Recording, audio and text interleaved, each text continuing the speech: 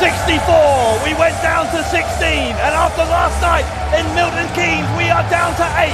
Now, only England, Japan, Mexico, the US and Canada remain to compete in the quarterfinals of the Pro Wrestling World Cup. Dave Bradshaw here in Manchester alongside James R. Kennedy, and James, 8 of the best wrestlers in the world, getting ready to compete. It's getting down to the nitty-gritty. I've already said it in the round of 16, even more so now in the quarterfinals. Huge. We're in the closing stretches of the Pro Wrestling World Cup. Right, let's go straight in to our first match and see how these two competitors qualified to be here today. Right there, going for the Lanza, the double foot stomp, and he nails it this time. You cannot take moves like that in such quick succession. Oh, no, not this as well. The fear factor from Penta, El Zero Miedo, the skull of Bad Bone, bounces off the canvas like a basketball, and Penta is your winner. Reverse Rana, and Helico lands hard on his shoulder and the back of his head. Ricochet, going round and round. What's this now? Ricochet, twisting the arms. What's he trying to achieve here against Angelico? Maybe trying to hyperextend the elbow. He's got it as well. Now he's got that submission. It's a submission hold. A submission hold. Angelico tries to get to the ropes. And then, yeah, brings it. Yeah, it's it. That's it.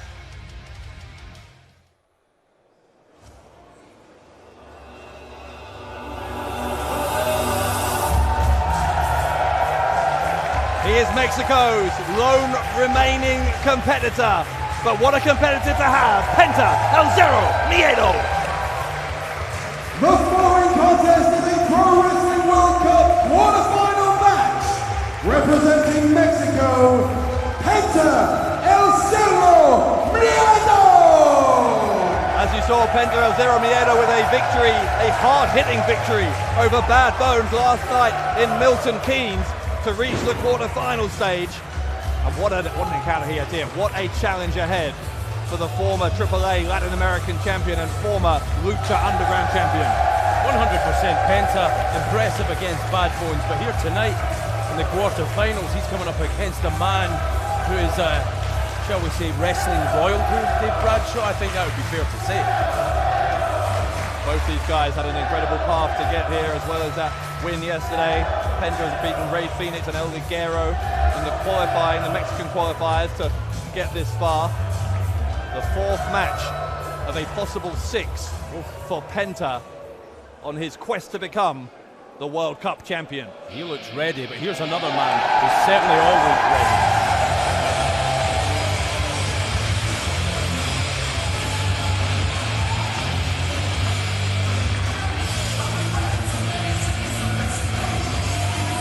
Here comes the king.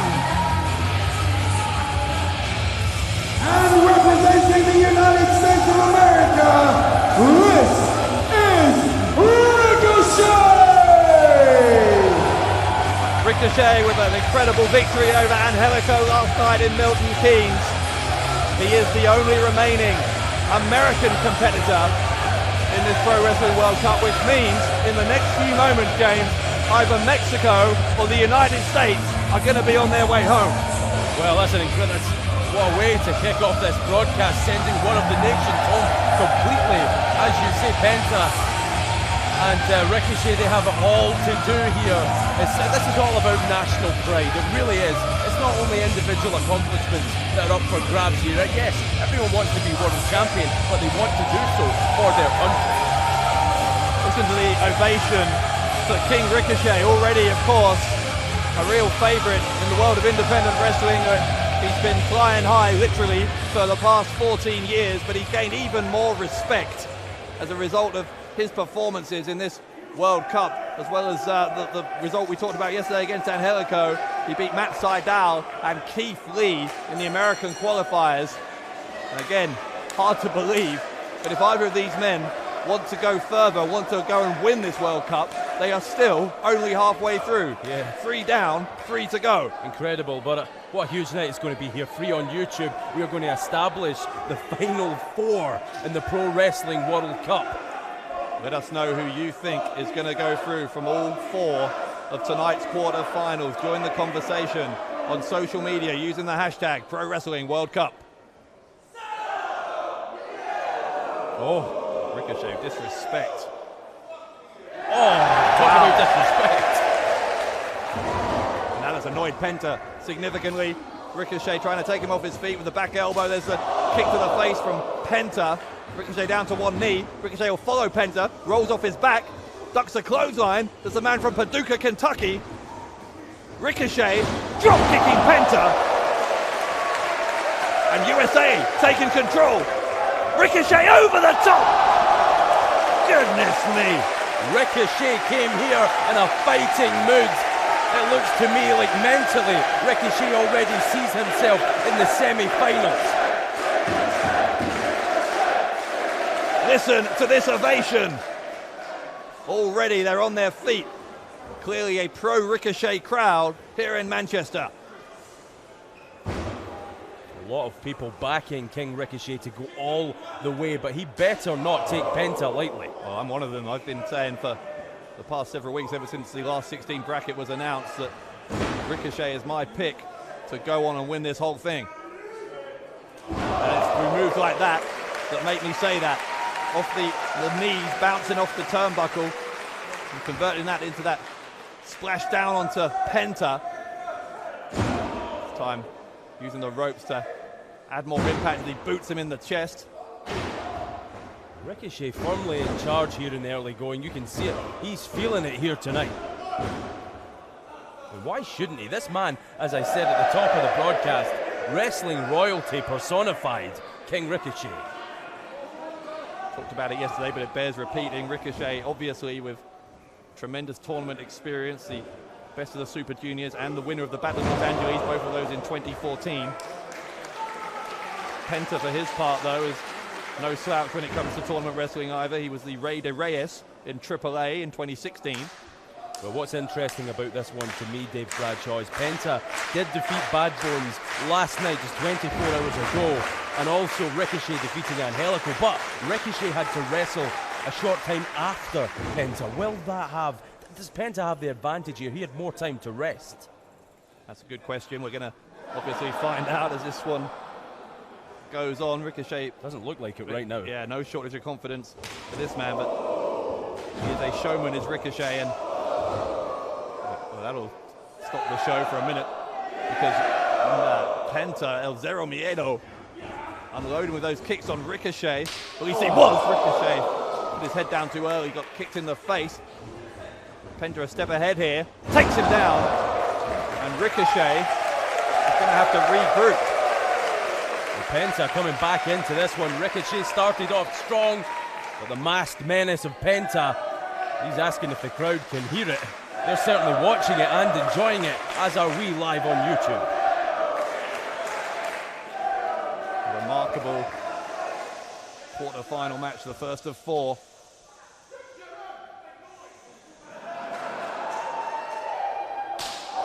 Big chop across the chest from Penta. Feeling even if we had been talking over that one, we still would have heard it loud like a gunshot from Penta.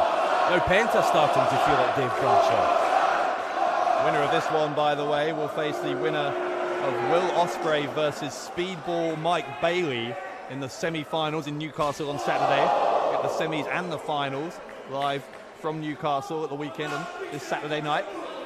Another tasty combination right there that we're going to see later on tonight, Ospreay and Bailey. But right here now, Penta with Ricochet on the outside, just pulling back on the head of the King. Ripping at his face. These two, oh hang on a second, Ricochet goes into the ring post. I was about to say these two know each other very well. They've shared a ring many times in Lucha Underground.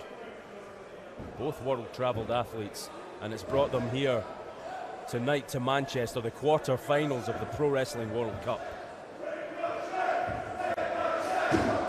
There's the cover, just a 1 count from Penta. Penta not appreciating the fact that the crowd seem to really be into Ricochet here. Penta, look at that kick into the back of the thigh. Ricochet grabbing that thigh in agony. He doesn't want a bad wheel. Not early on here. Well, Ricochet has shown a lot of resilience on more than one occasion in this tournament, but Penta is loaded here. He went for the left leg and then switched back to the chest. You can see this man from Tijuana is growing in confidence. Well, it was Ricochet who was firmly in control in the early moments of this match, but Penta has turned the tables. Maybe going to go for that chop across the chest again. Shot in on the stomach instead. Going to send Ricochet across the ring to the opposite corner. Ricochet gets the elbow up. Almost knocked the teeth out of Penta. He certainly knocked the spit out of his mouth. He's still on his feet, but would he be if it weren't for those ring ropes? He almost held Penta up. Ricochet puts his head up, or his feet up I should say, to kick Penta in the head. There's a drop kick and a forward roll by Ricochet. So agile, so fast. Picture perfect from Ricochet, and he needed a big move like that to roar back into this contest because Penta was starting to take full control. And listen again, Bradshaw, the crowd behind Ricochet. Yeah, absolutely no doubt who Manchester are supporting here. Not just people from Manchester here, by the way. Fans have come from all around the world just to see the latter stages of this Pro Wrestling World Cup. What a week we have already had, and so much more still to come. Oh, the 619 from Ricochet. Ricochet with a leaping elbow. Huge. Ricochet is now the one back in control. This match has swung back and forth several times. Seeing that 619 reminded me of Ricochet's match with one of his idols, Rey Mysterio, Stacked on Tuesday night. What a match that was. And Ricochet, in the end, unsuccessful in that match, so did incredibly well to bounce back and refocus his attention to beat Angelico last night in Milton Keynes. Penta picks him up, slams him down. It wasn't a powerbomb because in the end, Penta put his knee there and Ricochet at his back collide with the knee of Penta at 0 end. I think you're right, and I think it was very close to the top of Ricochet's back, almost the neck. He's holding the lower back as well. He came down hard on that. A very uncomfortable landing, to say the least, for Ricochet. Think about that. The knee thrust into the upper back, the lower back striking the canvas. Unbelievable from Penta. Penta is maybe going to go for the fear factor, that package pile driver that he's used to put so many away here in the Pro Wrestling World Cup and all around the world. Ricochet, though, counters a knee into the face. Ricochet, oh look at this, Penta, he's almost unconscious at this point. He might be completely unconscious. That was a hard knee. Penta struggling to stay alive here. Ricochet, that will help his cause a little bit. Big strike from the man from Mexico. Ricochet follows him. There's a cutter, and Ricochet with the running shooting star. The cover, left leg hook. Ricochet to go to the semi-finals, and Penta says not yet. Ricochet believed that he had just stamped his ticket into those semi-finals, but Penta managing somehow to just kick out of that. I don't know how. These fans chanting "fight forever." They could watch these guys go for as long as they want to. But I promise you, by the way, that actually the opposite is kind of true for these two. Both Ricochet and Penta want to finish this quarterfinal as quickly as possible. They're only going to have 48 hours to recover, whichever one of them wins this, before that semi-final and final, both of which are on the same night. And think about what's happened previously here in the Pro Wrestling World Cup. 24 hours ago, both these men were in tough physical matches too. Ricochet maybe looking for Uranagi. Penta fighting out, or trying to. Ricochet with those knees into the midsection. Big chop across the chest from the King. And Ricochet will send Penta into the corner, but there's a backcracker. Oh, what a backcracker.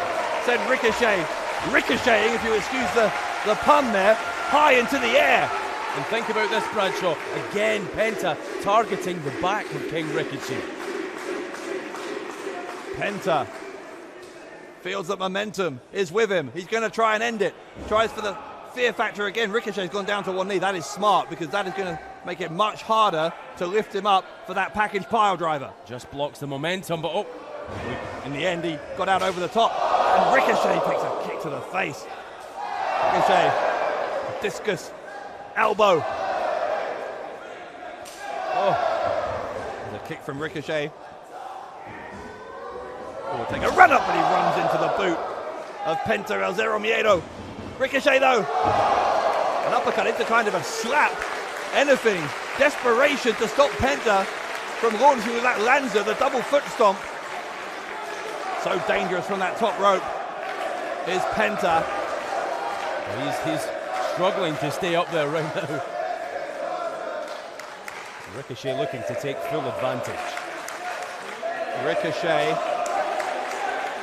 the slap across the face of Penta, gonna try and take a giant leap towards the semi-finals if he can hit whatever this is supposed to be, a superplex perhaps. Ricochet balancing on the ropes. Look at that balance. Incredible. And Ricochet with the Rana. Almost took Penta out of his mask. Ricochet, springboard, 450. The leg hook to go to the semi-finals. No! Woo-hoo-hoo. Everyone believed that was over. Ricochet did too. Referee says no, no, no.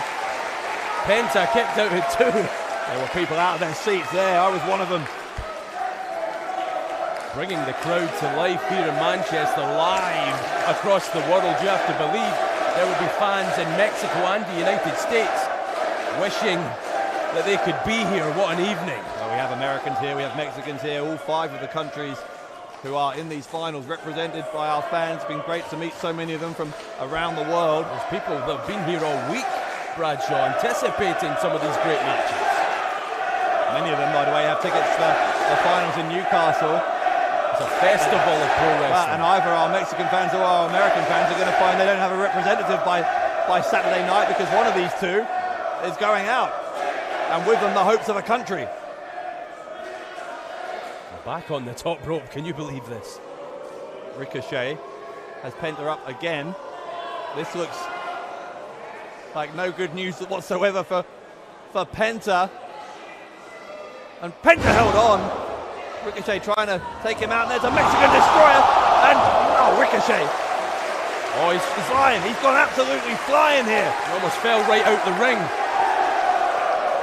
Ricochet landed on the apron, and he catches Penta with one of his own.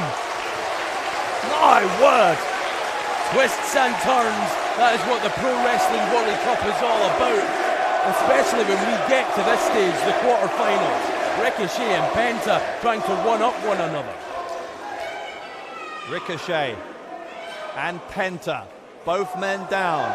Referee up to a count of 4. Both men rolling towards the same edge of the ring. Rolling out the ring almost. Onto the ring apron. Yeah, they are. I think they were trying to escape one another there, Bradshaw. If you get to the apron, of course, that stops the count. The count only continues while you're inside the ring. Now they're on the apron, and both men standing, both men staring a hole through each other. Ricochet, the first to strike. Penta quickly retaliates. Back and forth they go once again.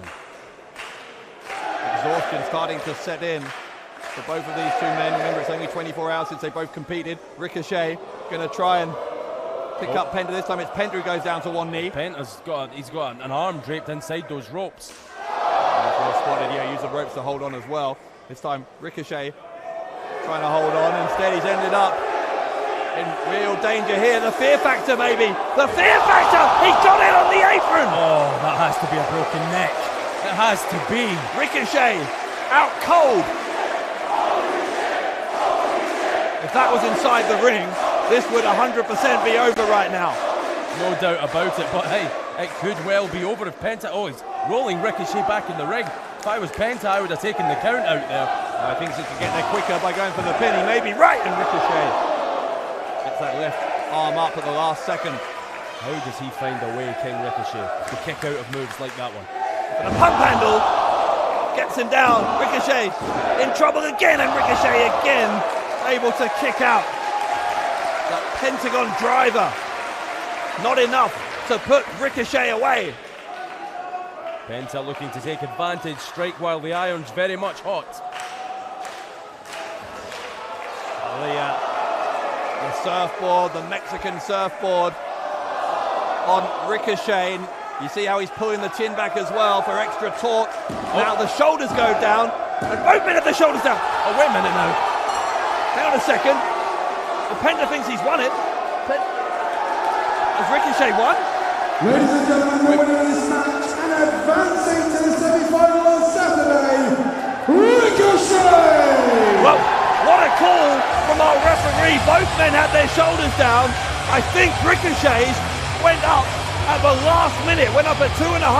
Penta stayed down, and on that basis, Ricochet has advanced to Saturday's semi-final.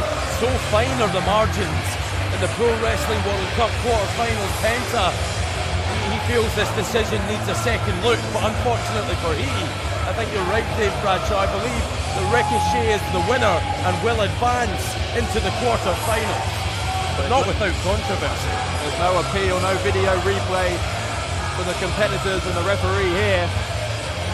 Penta. How cruel for Penta. He might not like it, but he's going home. Penta has had a great World Cup, but it ends here at the hands of the United States and King Ricochet. The road to recovery for Ricochet now. 48 hours from now, he'll be back in World Cup competition. He now must focus on that, but look, he might have worse things to worry about. The Penta is still livid at what he believes is a bad decision. I don't think he's right. I think the referee got that 100% correct. Respect is earned, and both these men deserve it. What a close fought battle. It was the case of a half a second difference with Ricochet getting the shoulder up. Great show of respect between Penta and Ricochet. But there is no rest for any of us here in this Pro Wrestling World Cup. Ricochet advances, and right now we're going to move on to our next match. Joseph Connors and Hiromu Takahashi. WCPW want to extend a sincere gratitude to the company for letting us use him, and to everyone watching, please welcome this man.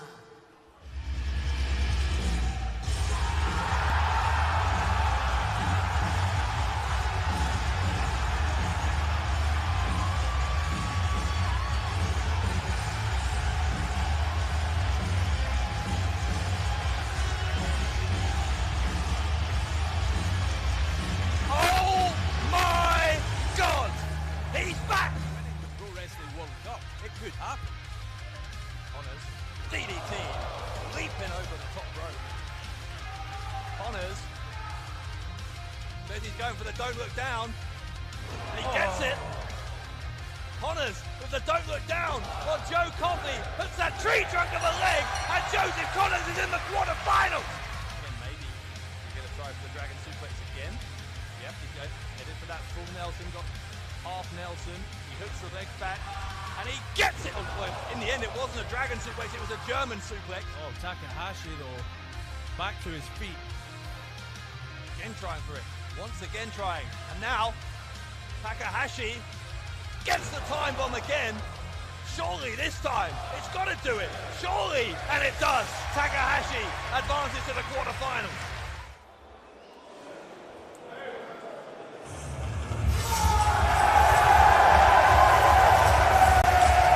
As you just saw, Hiromu Takahashi with a tremendous match against Lucky Kid in the round of 16 last night in Milton Keynes. Can he do it again here against Joseph Connors and make it to the semi-finals? We are about to find out.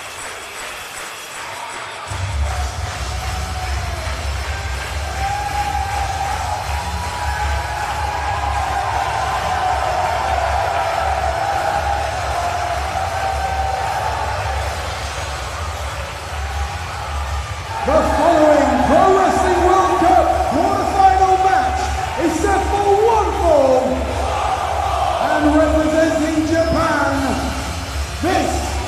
ticking time bomb, Hiromu Takahashi! As well as that win over Lucky Kid, Hiromu Takahashi in the Japanese qualifiers, beating Yohei Komatsu and Ryusuke Taguchi. A great tournament for Takahashi so far, and a great year for him so far. Had a run with the IWGP Junior Heavyweight title, lasted until just 2 months ago. Takahashi, in some people's minds, is the dark horse pick to win this whole thing. I've been impressed with Takahashi throughout this entire competition. I have to question his sanity a little, but you know, with the cat and Daryl, but there's no doubting he's a tremendous competitor and truly deserving of being at this late stage in the Pro Wrestling World Cup.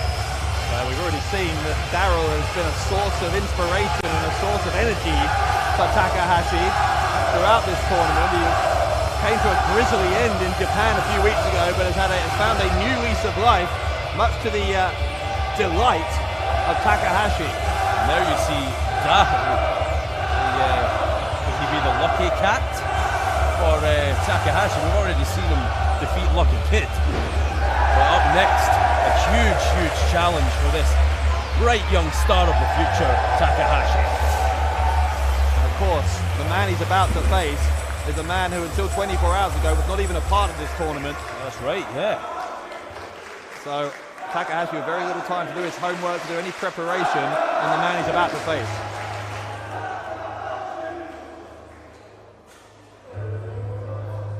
Hush envelops the live crowd.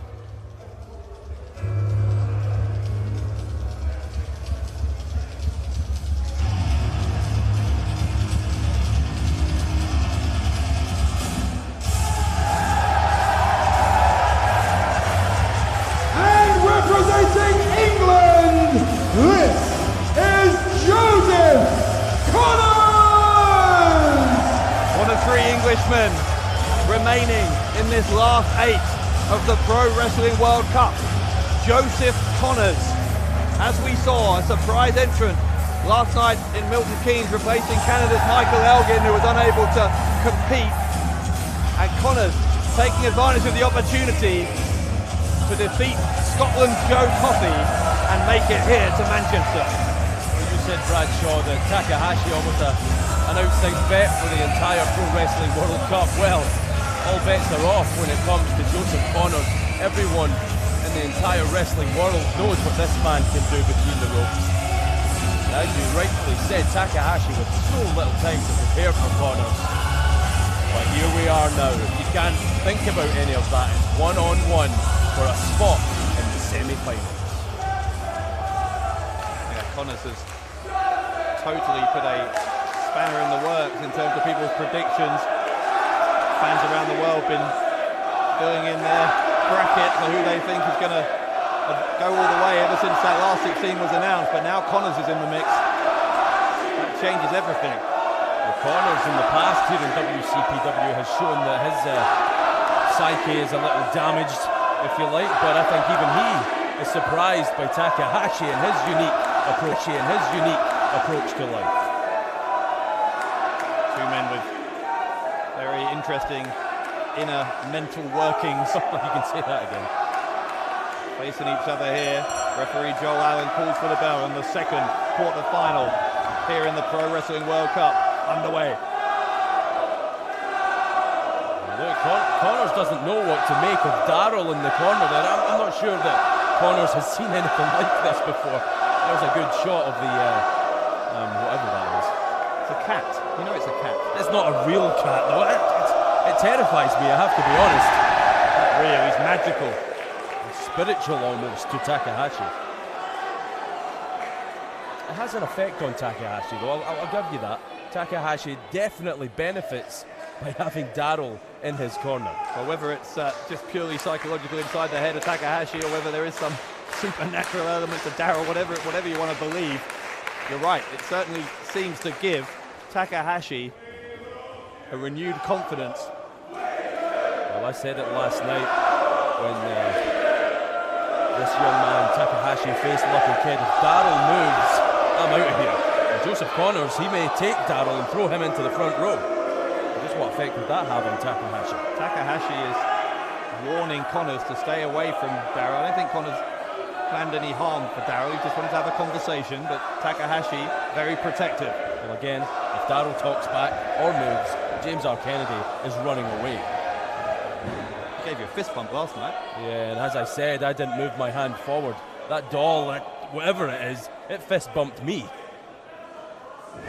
Quite freaked out by Daryl, aren't you? 100% freaked out, but I'll tell you what, one thing I'm not freaked out by, but I am impressed, is the skill set of both these young men. The chops from Takahashi, Connors showing he's more than equal to those as he countered.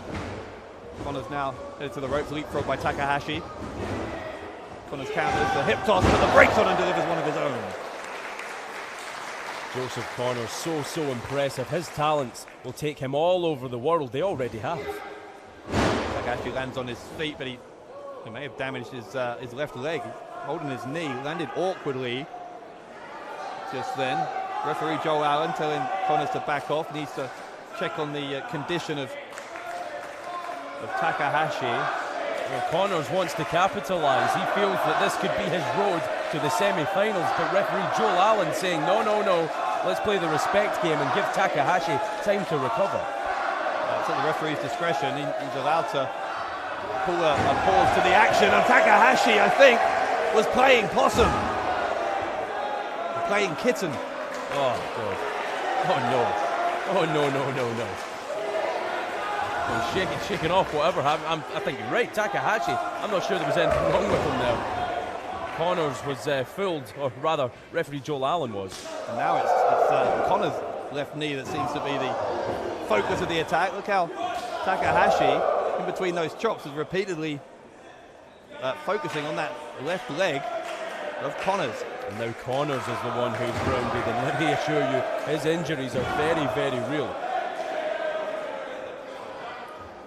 Takahashi goes for the Irish whip. Connors counters. He's going to follow Takahashi outside. Takahashi luring him back in. Connors is on the ring apron. That's a bad place to be. Takahashi tried to get underneath him and hit him on the powerbomb on the outside. In the end, he trips the leg, and again, Connors landing on that left leg. Down on the floor, he's back to his feet now, but Takahashi has the advantage. So Connors put the knees up there so that he didn't land face first, which would obviously be an incredibly painful way to go, but the downside of that is that it's done more damage to an area of the body that Takahashi was already focusing on. Well, if you saw that, Dave Bradshaw, Connors just tried to push Takahashi away, create some separation, some distance, but Takahashi wants to capitalise on that injury. Takahashi! Well, that might be a way of capitalising. He's wrapped the leg of Connors around that guardrail and then smashed into him. Connors is screaming in pain there. He's in trouble here. That leg, it will be bothersome from here on out in this match. Winner of this one, by the way, going to face the winner of Kushida versus Zack Sabre Jr. later on. That one's coming up later on. Of course, that semi-final will be on Saturday. And again, Connors pushing away Takahashi. Now, it could be, by the way, an all-English semi-final or an all-Japanese semi-final, depending on how those two results go. That's right, it could be. But these eliminations are going to come thick and fast here. Again, Takahashi dropping the elbow on the left knee. And he's now driving the knuckles into the knee joint. Look at that. See that? That's a very good point. He's grinding them right into that joint. That has to be incredibly painful for Connors. Just making sure he's got Connors in a position where he can do what he likes with that knee. Connors has wrapped his arm around the neck of Takahashi to try and stop this onslaught on the leg. Well, yes, the human leg is not supposed to bend that way. Takahashi still twisting and wrenching at that left leg. Connors knows he needs to get out of here and quickly. Finally manages to break free. Look at this, hush coming over the crowd again as they wait to see the extent of the damage to Connors' leg. Connors getting back to his feet. Takahashi, though, merciless, isn't he? Takahashi, this time raking the eyes Well, we saw what could happen 24 hours ago when a body part gets damaged. Don't forget Jay Lethal, his arm was troublesome against Zack Sabre Jr, ultimately costing him in the end. Will that be the fate of Connors here? And Sabre Jr has proven time and again that he's one of those guys who will sense a weakness, smell the first hint of an injury to, or any kind of damage to any part of the body, and then we'll just hone in on that relentlessly. That is what Takahashi is doing with the left leg of Connors here. After grinding away at that leg, he then struck with the drop kick straight to the knee joint, and Connors in severe pain. Takahashi happy to conduct this at a pace of his choosing. Connors punching his own leg, trying to get some blood flow back into that limb. That's all you can do at this point, try and get the blood going, hope the adrenaline kicks in. If you get through this match somehow, then you can deal with what you're going to do about the leg in the next 48 hours. That's true, you can't worry about it now. Cross that bridge when you get to it. Right now, there's more immediate issues at hand. Again, Takahashi focused only on the leg. This one is very quickly heading in a very favourable direction for the nation of Japan. It's going south for Connors. Takahashi taunting his opponent before he smashes the leg again into the ring post. You have to believe that Joseph Connors returned to WCPW. Very gracious of WWE to give him the opportunity to do so and enter this World Cup. But you have to believe that he thought he would be coming here to win. This injury could say otherwise. Takahashi thinks he's done enough damage now to force the submission. Joseph Connors is in the middle of the ring. He doesn't want to be there. He'd rather be closer to the ropes, I guarantee you of that. Another variation on the figure four here. Well, every movement that Joseph Connors does now, it's going to be painful. That injury is not going away. But Connors was able to briefly turn onto his front, which reverses the pressure and means that Takahashi is the one on whom damage is being inflicted. But we've seen that desperate expression on Connors' face before here in WCPW. This man is calculated, but Connors finally, with enough strength to wriggle his way to the ropes. But even extending that arm out, it'll put pressure on that knee joint to even stretch it. Takahashi needs to be careful there. He used 4 3/4 of that 5 count before he broke the hold after Connors was in the ropes. Referee could have been pretty close to disqualifying Takahashi. That wouldn't be a great way to get eliminated. No, you don't want to get eliminated by disqualification or something that was your own fault. Certainly not. Still though, you see how Takahashi has slowed this down, delivering strike after strike. Hang on. Connors shouting in the face of his attacker here, Takahashi. Shouting, is that all you've got? Wow, Connors fired up here in Manchester. But again, he can shout all he wants. Takahashi in full control.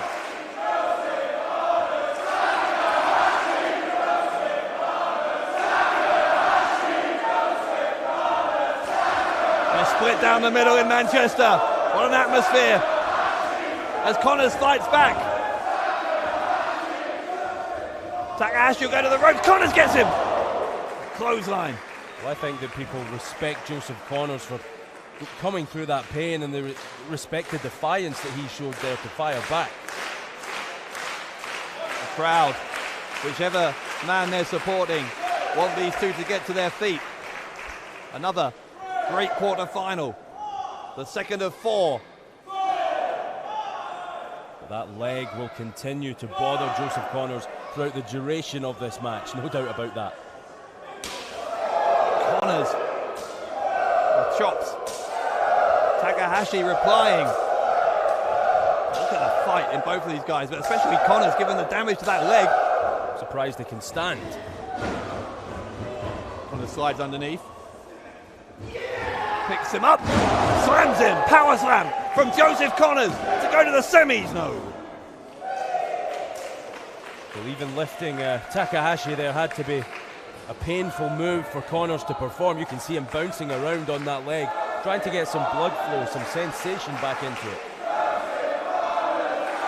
It's been an issue all match.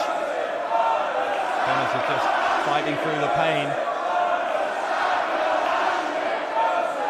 Big chop from Connors to Takahashi. You can see the pain etched across the face of the Japanese competitor here.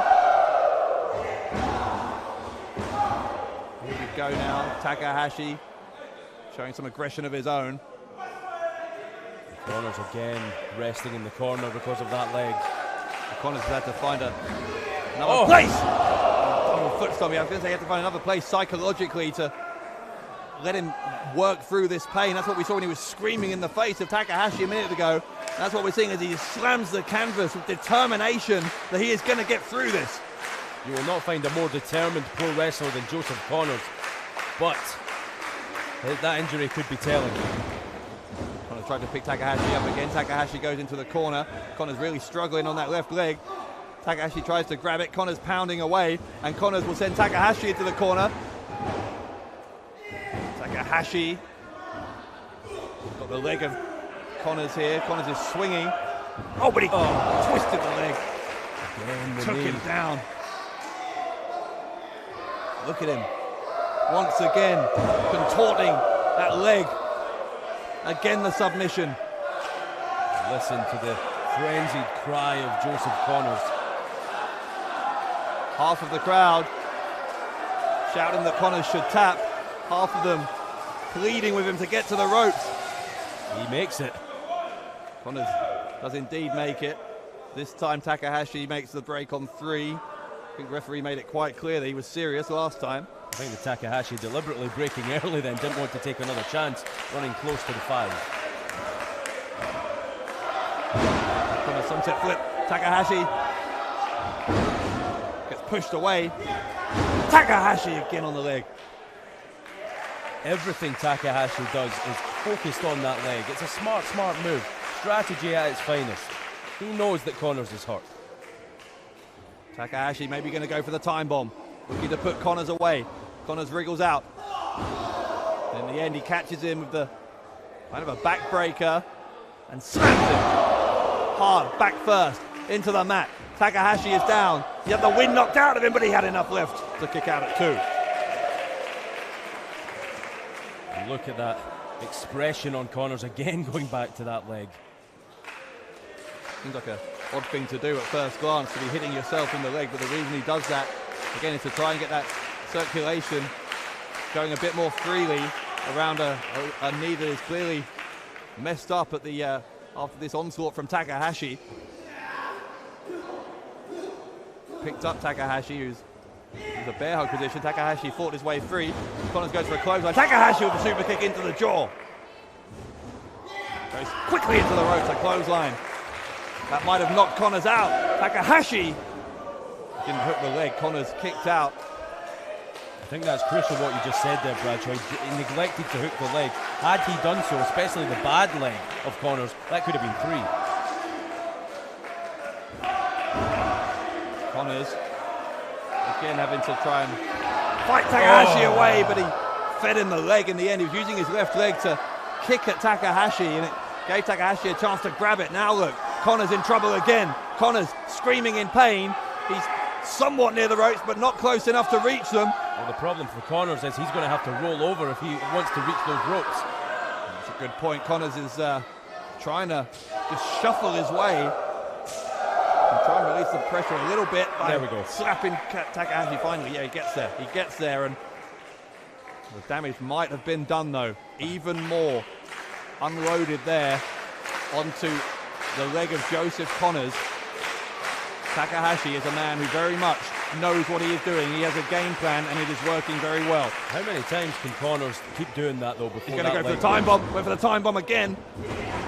Takahashi, oh my. Oh, and the legs again, Bradshaw hit the turnbuckle. Overhead throw, and Takahashi with 2.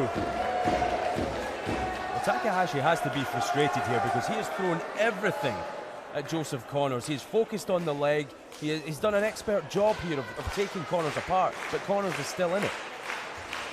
Once again looking for that time bomb.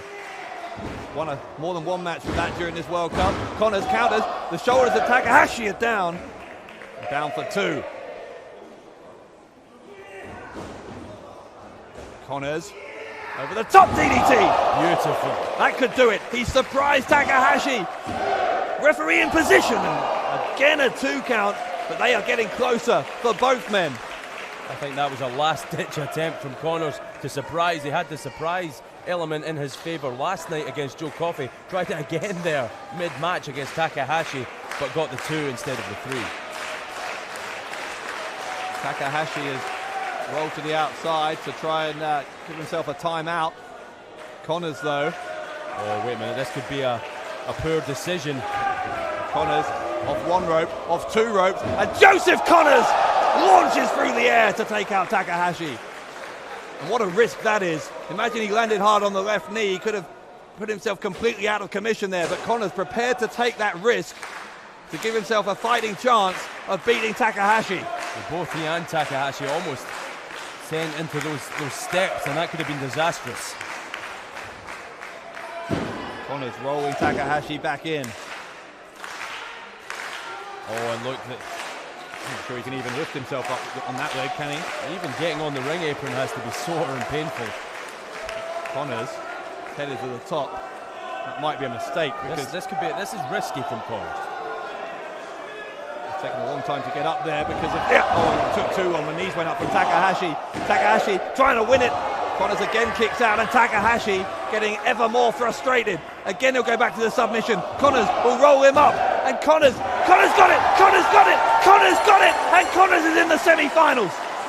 Ladies and gentlemen, the winner of this contest and advancing to the semi-finals on Saturday, Joseph Connors! Joseph Connors took advantage of the frustration by Takahashi. That irritation that he couldn't get it done caused him to take his eye off the ball for a split second. And Connors, with those instincts of a veteran, was able to get Takahashi rolled up for the 1-2-3. Well, all that pain, all that punishment, all that focus, you can see Takahashi thinking about what might have been. He spent so much time focusing on Connors' leg, and all it took was 3 seconds for Connors to advance to the semi-finals. A gutsy display from Joseph Connors, who, as we said, will now go on to the semis and potentially the final, who knows, on Saturday night in Newcastle. In the semis, he will either face Kushida or Zack Sabre Jr. Wow. You have to feel for Takahashi. I may question his lifestyle a little with Daryl and all, but he has been on one hell of a journey here in the Pro Wrestling World Cup. One of the most colourful characters we've had out of all the 64 men who've competed. We won't forget the contribution that Hiromu Takahashi made to this inaugural Pro Wrestling World Cup. But Takahashi walks out. Connors is your winner. And again, no time to rest because we are moving on straight away to the 3rd quarter-final. It's going to be England's Will Ospreay against Mike Bailey from Canada. Aerial Assassin versus Speedball. Here is how they got there. Speaking of incredible, look at that great athleticism once more from Bailey. They're going to try for that shooting star, double knee drop again. Banks could be in trouble. Oh my! They have cracked his spine in half, for goodness sake! Mike Bailey has advanced.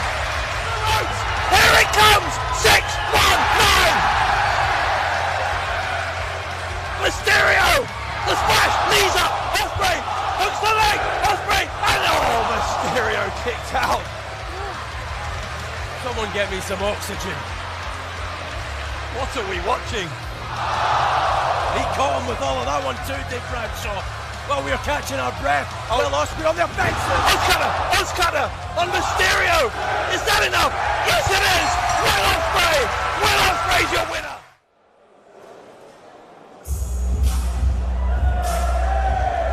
A lot of men didn't think, a lot of people I should say, didn't think this man would make it as far as he has. Mike Bailey has been a revelation in this Pro Wrestling World Cup. Can he go one step even further and make it to the semi-finals? We will find out in the next few moments. The following is a Pro Wrestling World Cup quarterfinal match, and he's set for 1 fall.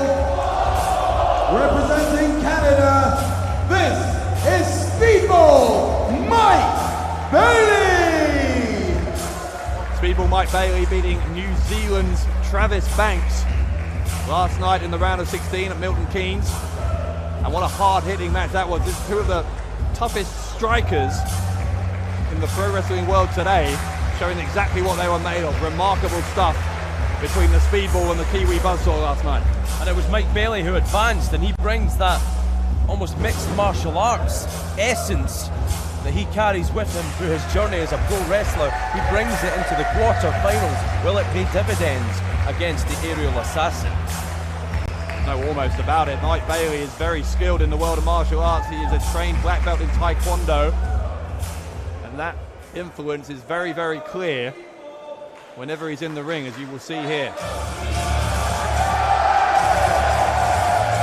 But Bailey is in for a hell of a fight against the aerial assassin. And his opponent representing England, this is the aerial assassin, Will Ospreay!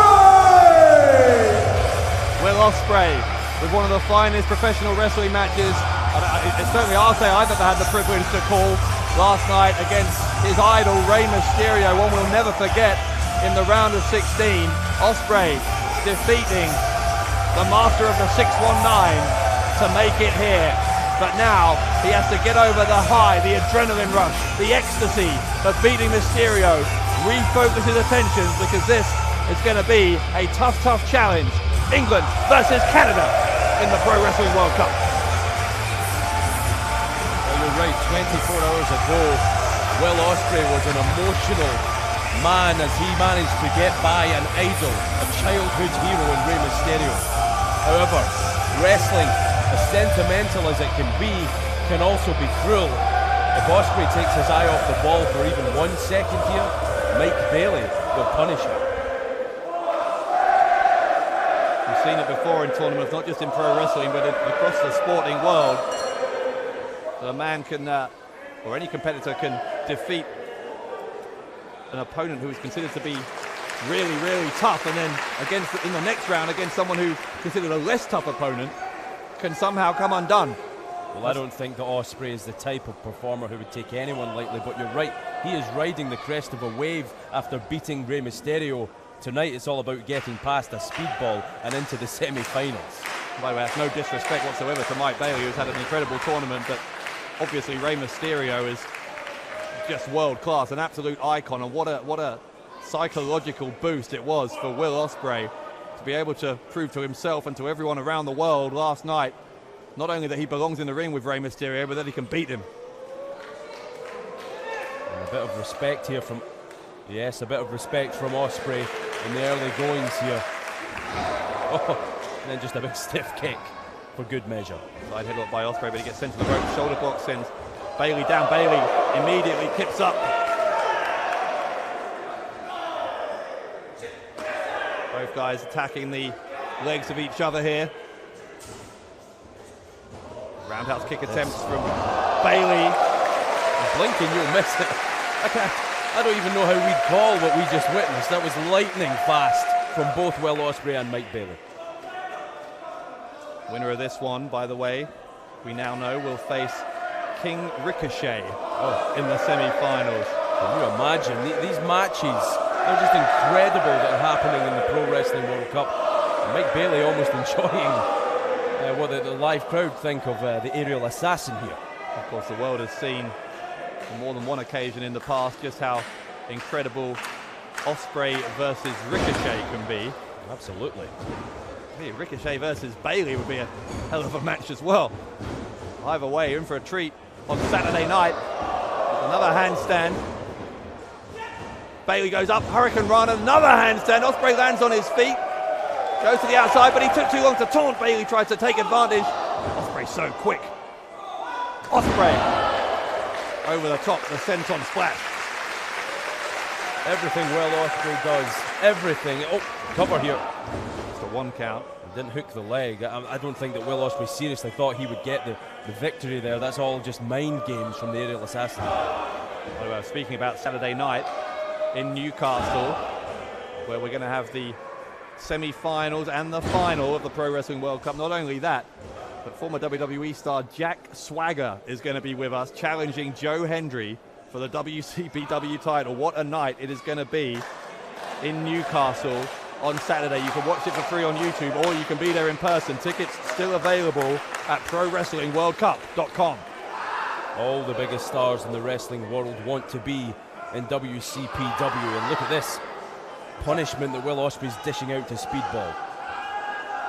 Submission attempt here from Ospreay.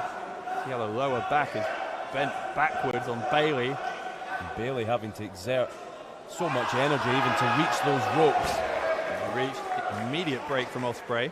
Almost contorting his own body into a horrendous, painful situation. Ospreay.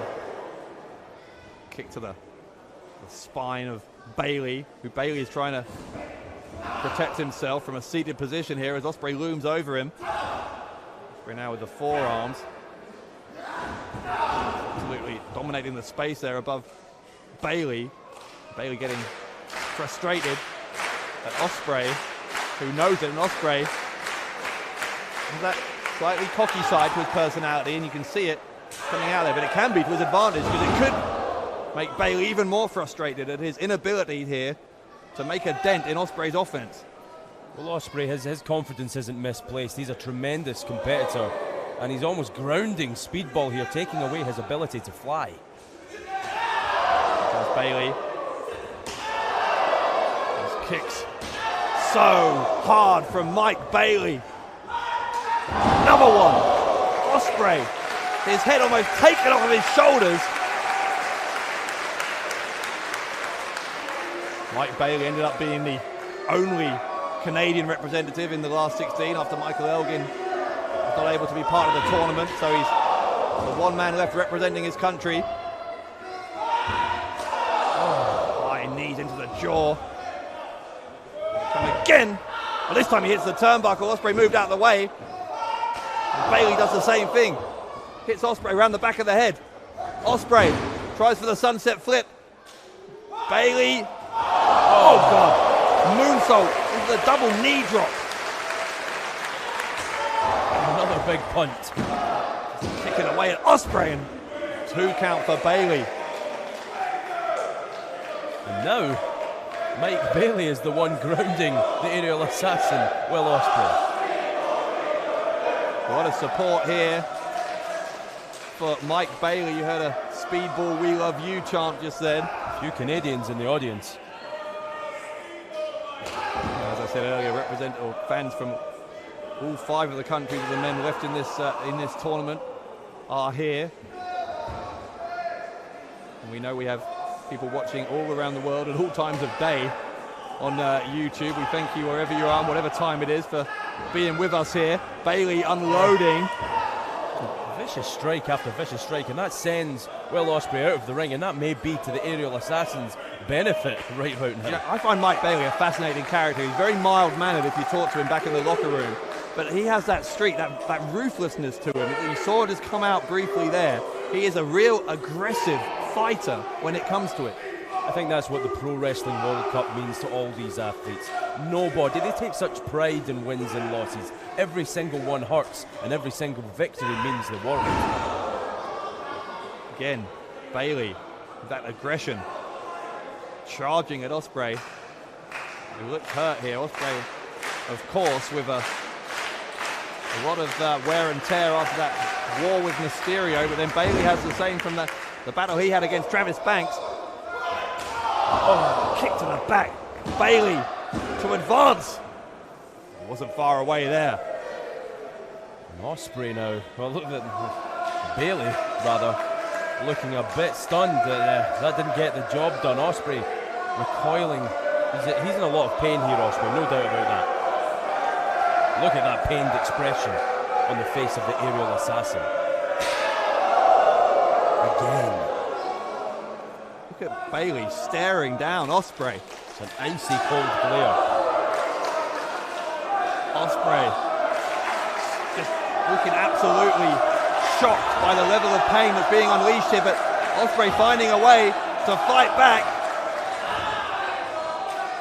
A majority of this crowd is unsurprisingly pro Ospreay, given that he's an English representative here, but Bayley not fazed by that whatsoever, continuing that martial arts inspired strike with that handspring to the overhead kick from Ospreay, buys him some time. Just when you think you have Will Ospreay exactly where you want him, he comes up with something that you just can't believe. It takes your breath away what this young man can do. See Bayley is mouth wide open, gasping for air. I think Ospreay may have actually hit him in the windpipe, you know, right in the throat. And Bayley trying to use the turnbuckles to get to his feet. Ospreay is up as well. They're both up pretty much at the same time. Bayley tried to get the first strike, but Ospreay countered. Big kick from the aerial assassin. Ospreay sweeps the leg. Bayley down in the corner. Ospreay with a run up and a drop kick into the head. He has to cover. Ospreay must cover Bayley quickly here. Can he take advantage? Ospreay! A twisting senton splash from Will Ospreay. The cover is good for two. I think that Speedball is a little bit rattled here by Ospreay's big comeback. I think Speedball thought he had Ospreay exactly where he wanted him, but no dice. Ospreay is going to head up here, I think, to the turnbuckle, or is he going to maybe look for a springboard? Yeah, it's the springboard from Ospreay. Takes Bayley down once more. This one has really shifted in terms of momentum in the past minute or so. Absolutely, and Ospreay looking around. Oh. Ospreay calling for the Rainham Maker. A move he learned from Kazuchika Okada in New Japan.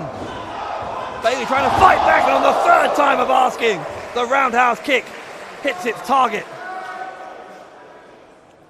Bayley has Ospreay up.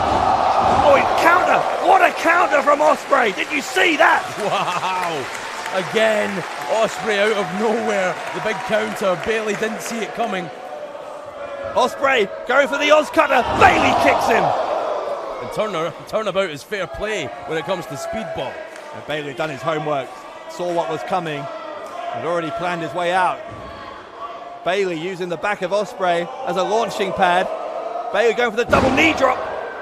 We've seen him do that before, the shooting star into the double knee drop. He'll try it again, I think. Bayley again tries, again Ospreay moves. Ospreay, so slippery, can't be caught. The running shooting star. Ospreay, the knees go up from Bayley. Back of the heel into the head of Ospreay. Well, Bayley has him here. The pile driver. Ospreay's head crumpling into the canvas.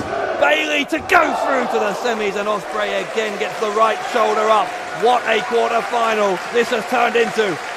Both these men want this one so badly, Dave Bradshaw. You can see Mike Bayley can't believe that the referee didn't count to three there. He thought he had a spot secured in the semi-finals.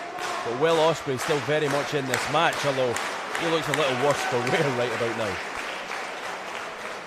Bayley staring down at Ospreay, wondering what more he has to do. Rey Mysterio had a very similar thought last night, I think.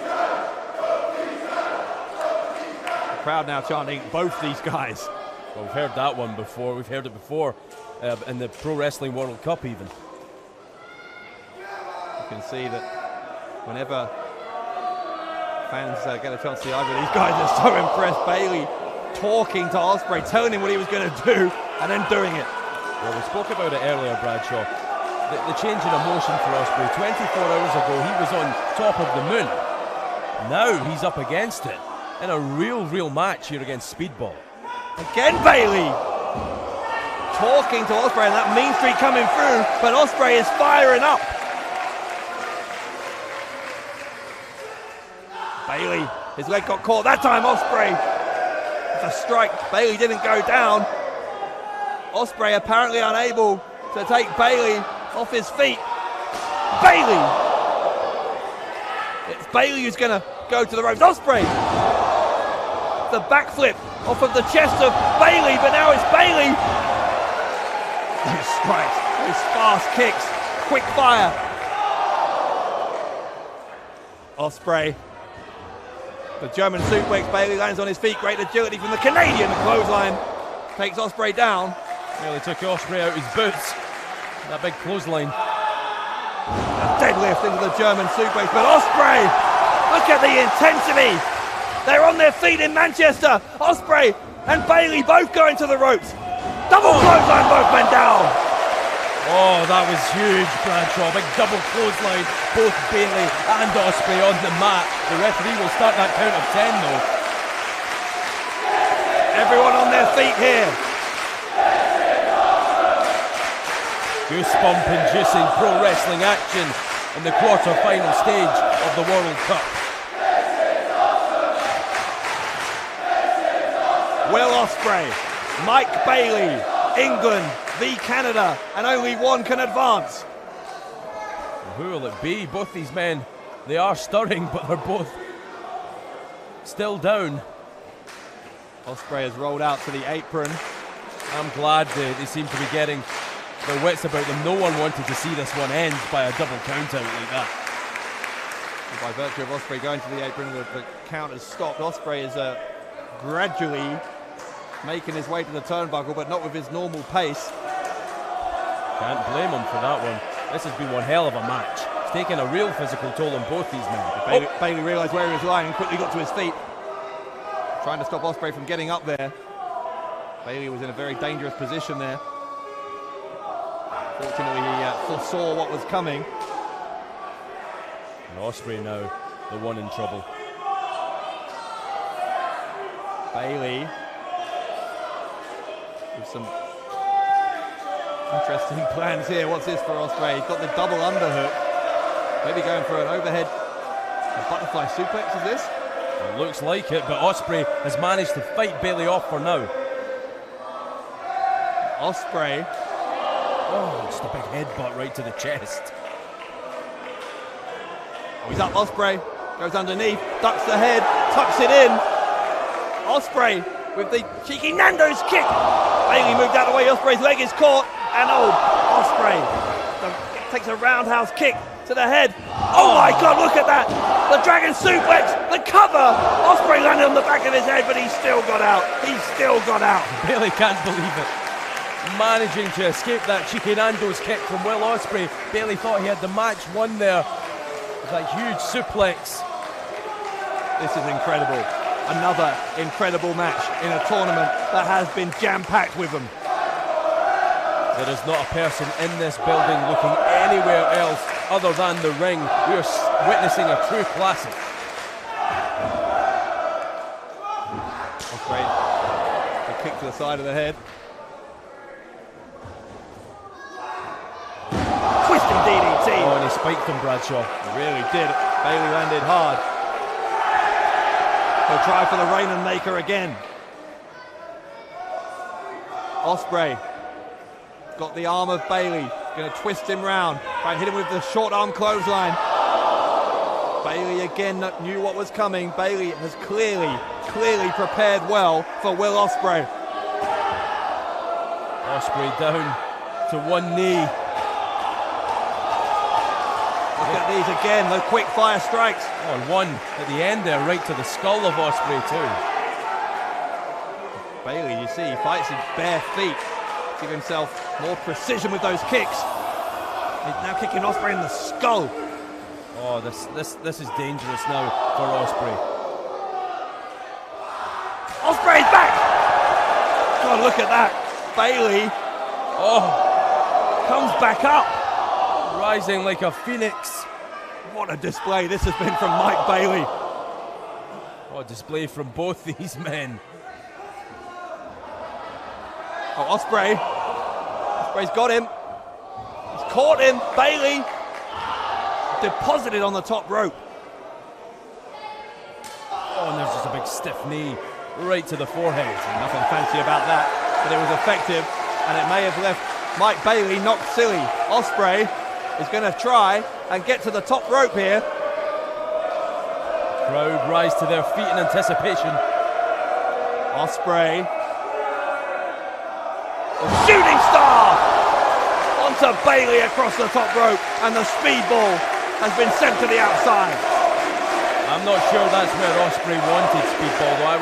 I think Ospreay wanted Mike Bayley to fall back into the ring so that he could cover him for the pin. Yeah, he's had a little stroke of luck there as Bayley. 50-50 chance which way he rolled. He only has 10 seconds, less than that now, to get back in the ring, though. If he'd stayed in the ring, though, he would have only had 3 seconds to kick out. So very, very true.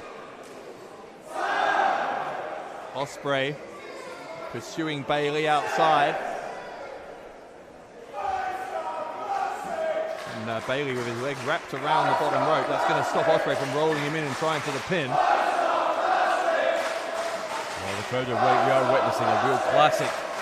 Two young lions who want so badly, so desperately to be into the semi-finals. Ospreay, hang on, what's he trying here? Oh, Ospreay, maybe going for the Rainmaker again. Bayley sweeps the leg. Oh, what's this? No, Bayley. Bayley! Moonsault! Double knee drop!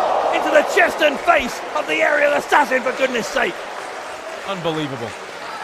Just when you think you have both these men figured out, they go and do something which just completely widens your eyes. And oh, Bayley looking to take advantage now.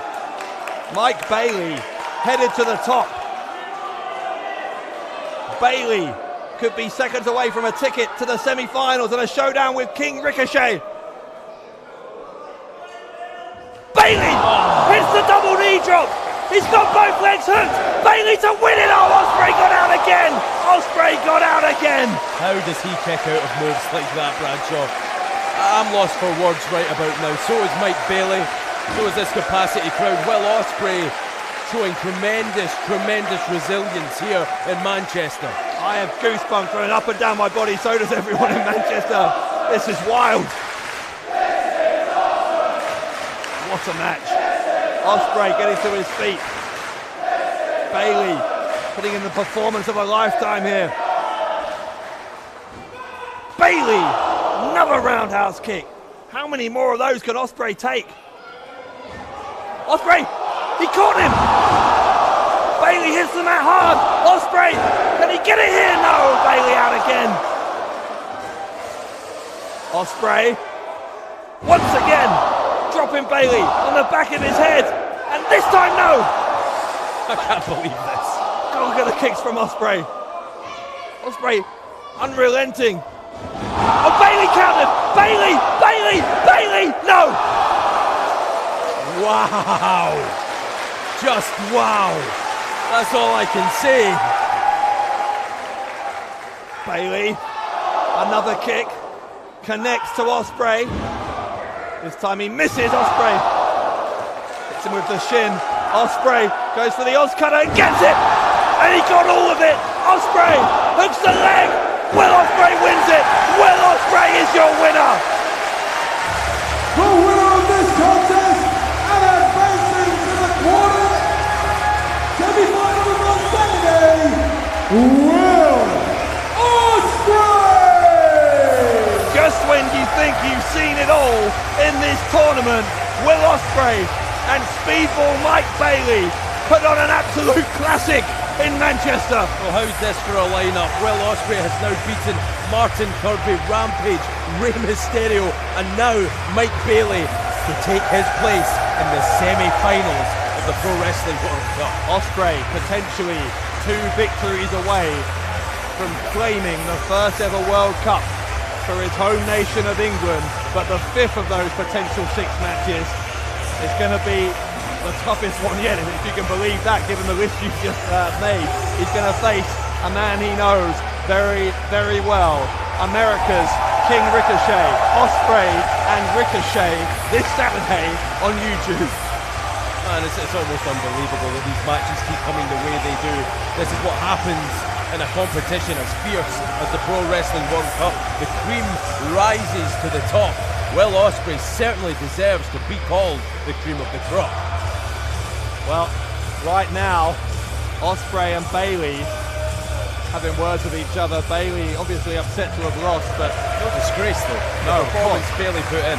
a sign of respect between those two. Ospreay victorious, but we are not done tonight in Manchester because we have one more quarter-final to come, and this one could be every bit as good, if you can believe it, as what you've just seen. Kushida of Japan, Zack Sabre Jr. of England. Let's see how both of these men made it to this quarter-final. Bounce back is what got Williams a second chance being in this tournament in the first place. We're seeing just how resilient he is here. But he's caught! There's the Back to the Future from Kushida, and Kushida takes it. Cool. Knew that was a weakness, and he got him. He got him. Face first into the mat. Lethal will try and end it. The lethal injection. Can he nail it? No! Oh God! The cross arm breaker again! The cross arm breaker again! Sabre Jr. He's transitioned. Sabre Jr. transitions the submission. Lethal has nowhere to go. Lethal nowhere to go. And he taps.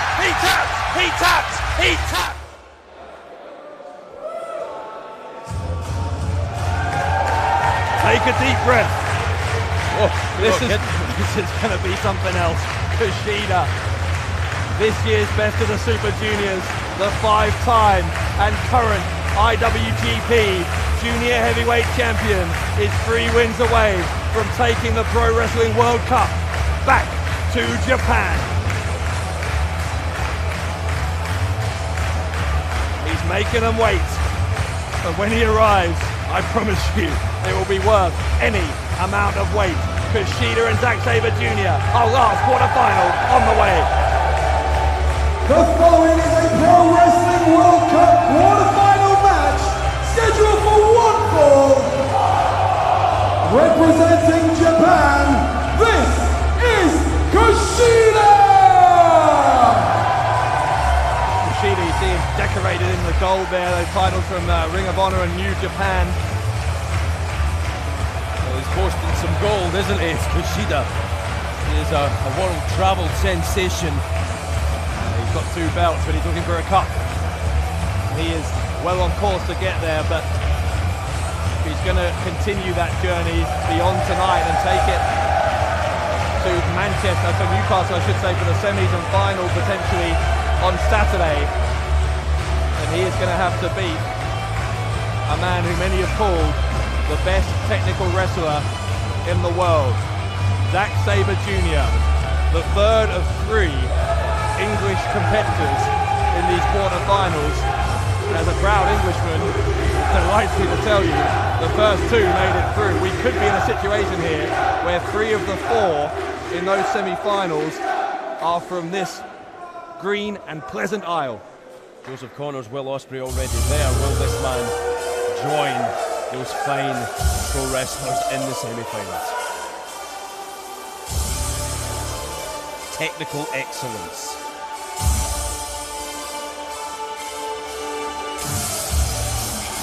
Technical ecstasy.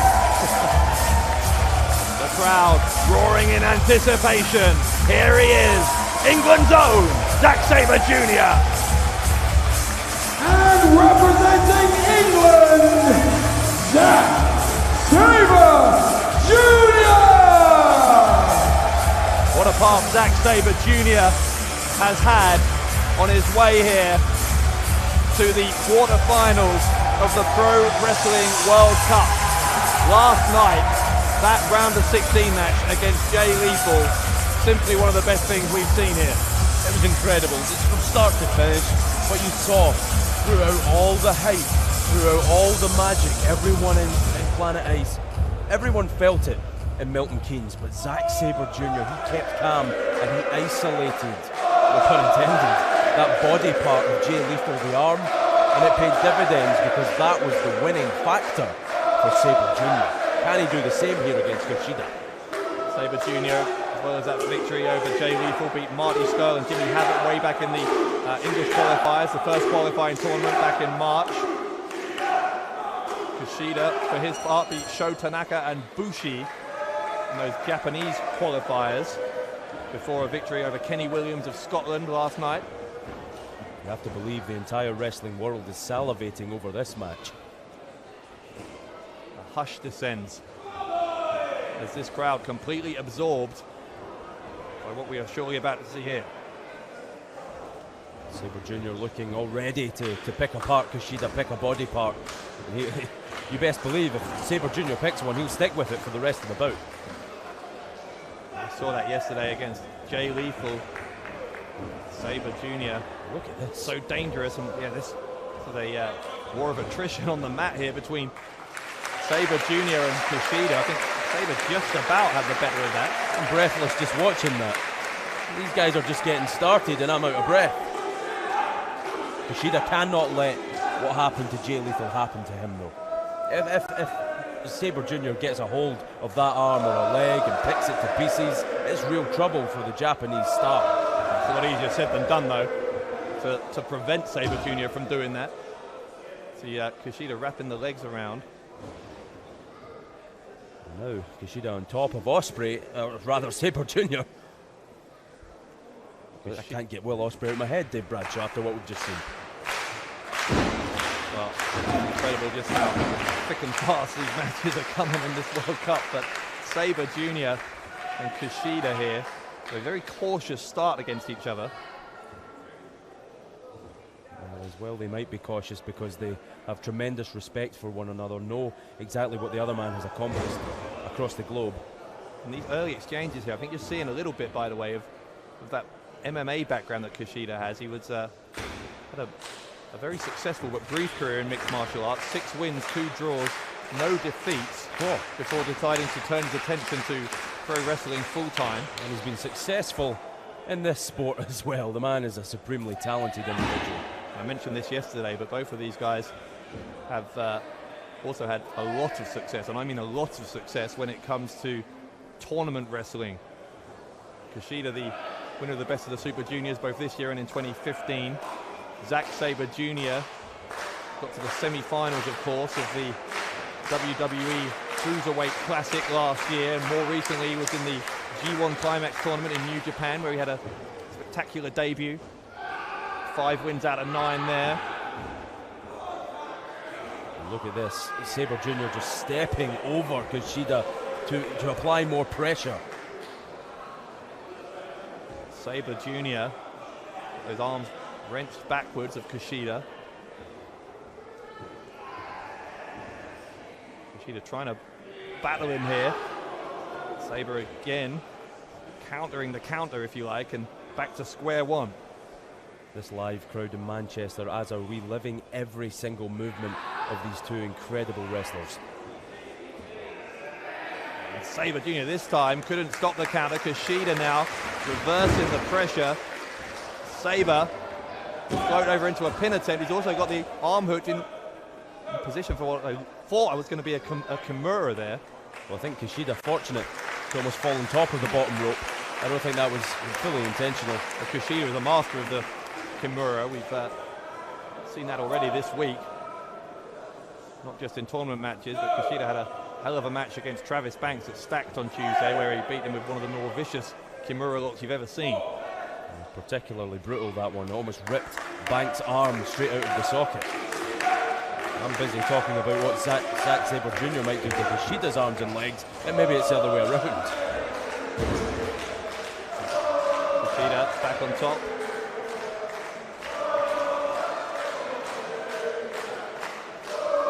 Now just wrenching at pulling the fingers back. You see that? And now Sabre getting off his back so he can't be caught in a pin situation. Both men on their feet now. Camera crew doing a wonderful job here at the Pro Wrestling World Cup, catching every minute detail. Kushida again not allowing himself to be taken down, much like Zack Sabre Jr. just a moment ago. Kushida now has Sabre Jr. grounded, and as you see, Sabre Jr. in the middle of the ring, but he rolls over. Sabre grabs the head, takes it down. And Kushida again back up. See, I think Kushida is very well aware of exactly what you were talking about. You can't allow Zack Sabre Jr. to get a sustained period of offense because he will hone in on one particular body part, and that is why Kushida is making sure he always gets straight back up. See it again, twice there. And now a third time. So important to stay out of the grasp, and look at this, the intensity of this match starting to amp up. Very respectful in the early goings, but oh, there's a semi-final berth at stake here. And don't both these men know it? Kushida is having a conversation with referee Joel Allen. Not sure what that was about. Anyway, referee is happy. These two go back to the drawing board against each other. And look at Sabre Jr.'s movements, always looking to isolate one body part, as we've said numerous times. Sabre able to go behind, trying to grab the rear waist lock.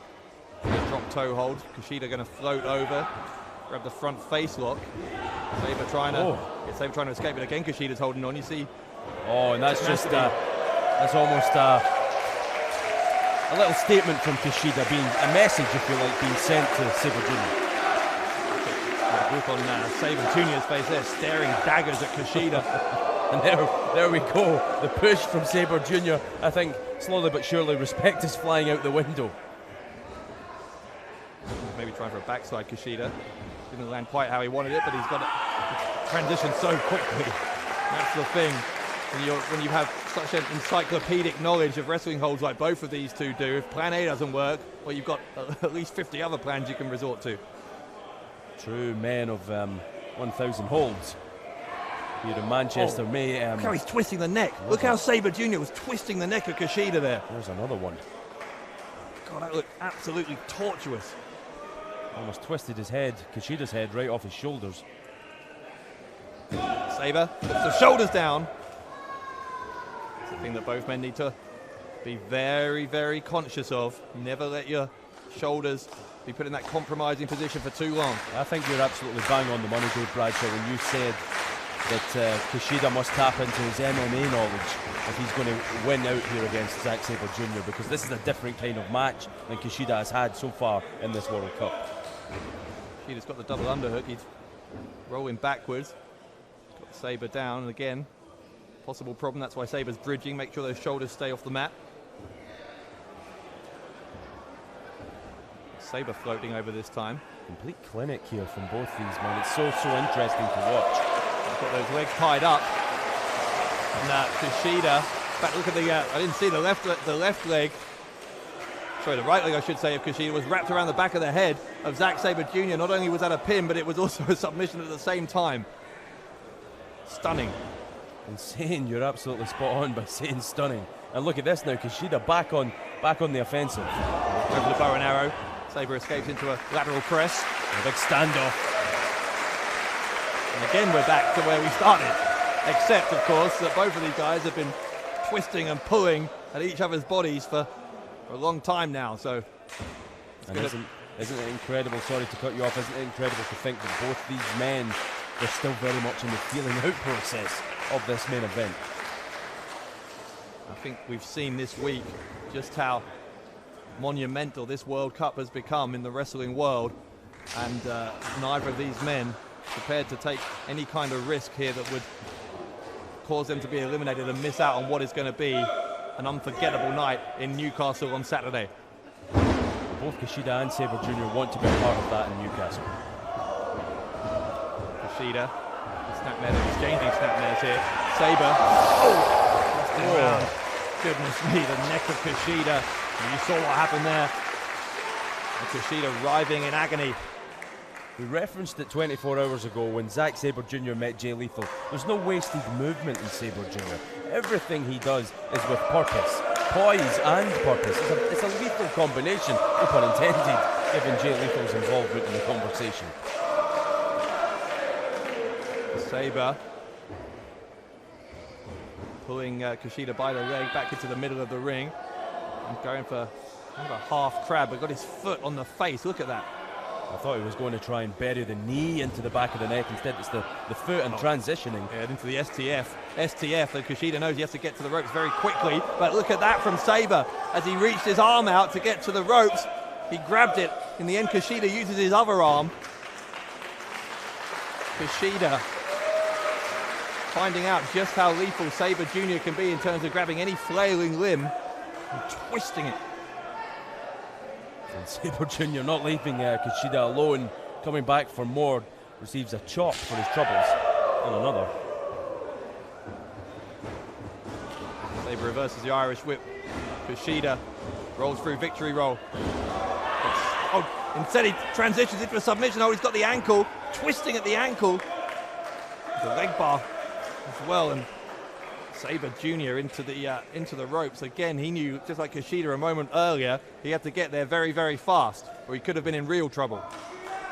And what's interesting about this, Dave, as well, is Sabre Jr. spent so much time in this match on the mat, but normally for most men that's a disadvantage, being off your feet. Not so for Zack Sabre Jr. He's dangerous no matter which position, prone or standing. Sabre, with his leg caught here by Kushida. That'll do some damage. Sabre Jr. trying to find a way to counter. You see his brain always working, Sabre, but the left leg rammed into the canvas by Kushida. Kushida has the advantage here. You can feel the momentum starting to swing his way. Kushida again grabbing the leg. Dragon screw takedown. Is he going to try for maybe a figure four? No, he's just twisting the leg around. Interesting that Kushida is the one isolating the body part, focused on Sabre Jr.'s legs. There's a variation on the figure four. You see how that right leg of Sabre Jr. is at a right angle. It's a horrible position, right across the left knee. And what that's doing is that whole body weight of Kushida, as he sits down on it, is applying extra pressure. But Sabre has found one way out because he's bending the fingers backwards of Kushida. And stomps on the elbow. Oh my God, how painful does that look? Just a straight up stomp, nothing fancy about that one, but that doesn't matter. It doesn't need to be effective. Sabre Jr. and Kushida have this crowd in Manchester absolutely mesmerized. There is only one spot left to join King Ricochet, Joseph Connors, and Will Ospreay in the semi-finals on Saturday night. Kushida definitely Japan's last hope in the Pro Wrestling World Cup. Sabre has got both the arms here of Kushida, wrenching them backwards. You see the head between the legs as well. Going for the armbar, maybe go for that cross arm breaker, the Article 50. Kushida. Clever. Knew he couldn't reach out with the hands, the arms, used the legs instead. And ironically, Sabre Jr. feeling the pain in his own legs.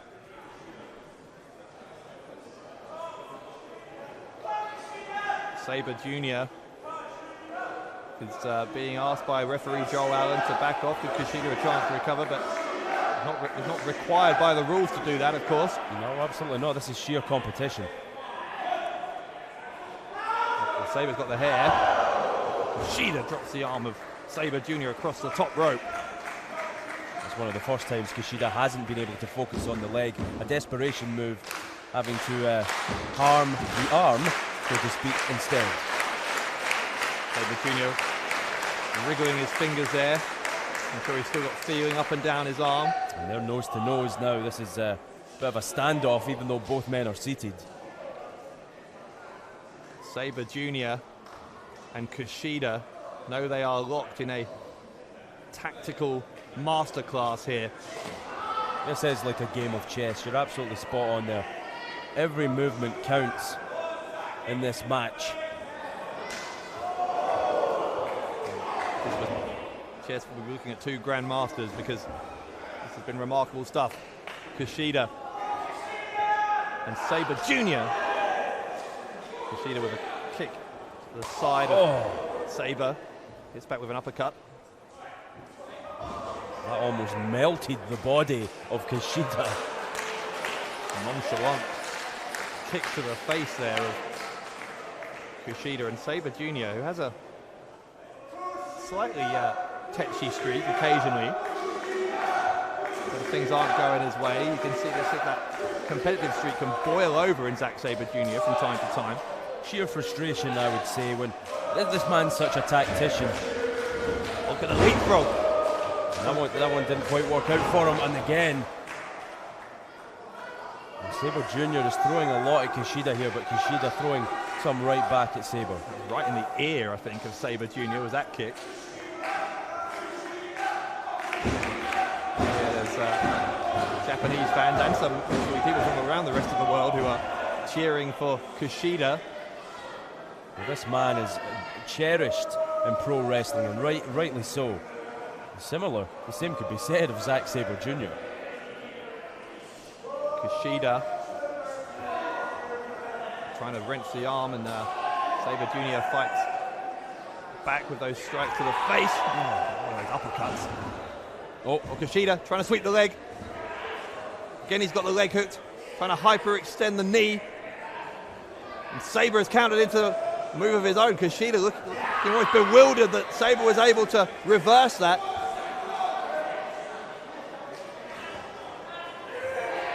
Sabre Jr.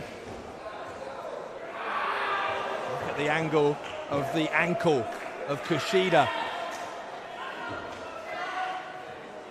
And this is a real tactical battle we're witnessing here in the quarterfinals. Tangle of limbs between these two. You can tell by the screaming of Kushida that it is he who's in the most pain. They are both in agony though. Each man stretching the other here. In a Mac Classic, as Kushida and Zack Sabre Jr. doing the same thing, both booting each other in the face to try and relieve the pressure. Eventually we might get untangled. Throughout all the respect though, Bradshaw, we're seeing little flourishes of disrespect. Exactly what I'm talking about. Big open hand slap from Sabre Jr. Sabre Jr. with the upper hand just about. Which man will make it to their feet though? That's the question. It's been seesaw from start to finish. They're not at the finish yet because both men gradually getting up to their feet. Both men still in this. And through all this, Joseph Connors will be watching, waiting. Faces the winner. Kushida, the kick to the side of the head, got the better of that exchange.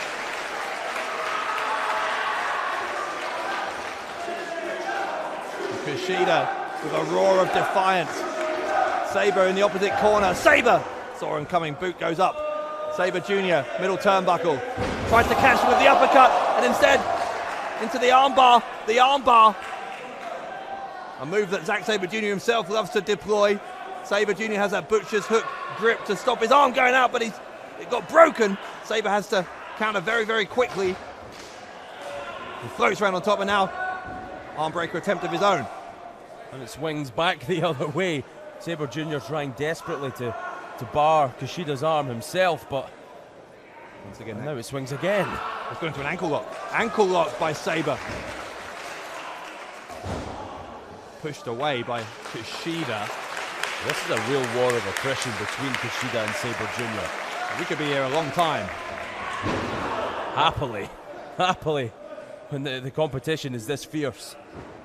Tornado DDT attempt. Gets it. Uses the rope for extra damage. And here's the Kimura. Here's the Kimura lock. The Kimura lock. We've already seen Kushida win matches this week with that very move. And Sabre Jr. knew it. He got very, very quickly to the bottom rope. Isn't it interesting how Kushida has changed his tactics mid-match? Focused on the leg at first, obviously felt that wasn't getting the job done. He switched to the arm, he's having a bit more success. But can he put Sabre Jr. away? Only one man can advance to the semi-finals. Kushida springboard. Tomahawk chop. Right to the top of the head. The standing Muto, he's caught triangle lock. The triangle lock from Sabre Jr. Triangle choke, and he's trying to get out. Kushida gets out with the hand. Stand and a kick into the side of the head. Kushida now using that top rope as he tries to breathe in some air that he desperately needs. Sabre Jr. ends up with Kushida imbalanced on his shoulders. Kushida falls back onto the apron. There's a Kimura again. Obviously they're in the rope, so Submission can't be got, but he's going to use as much of these 5 seconds as he can. And how much damage was inflicted there? This is exhausting just watching these two men pick one another to pieces. It's hypnotic as well. It's just absolutely stunning.